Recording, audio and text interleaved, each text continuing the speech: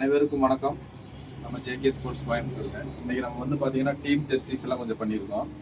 அதில் பார்த்தீங்கன்னா எல்லாமே இருக்குதுங்க. இது கபடி செட்டு, இது பாருங்க, இது வாலிபால், இது பாருங்க கிரிக்கெட்டோடது, கிரிக்கெட் ஜெர்சி, இதுவுமே கிரிக்கெட்டுக்கு தான்.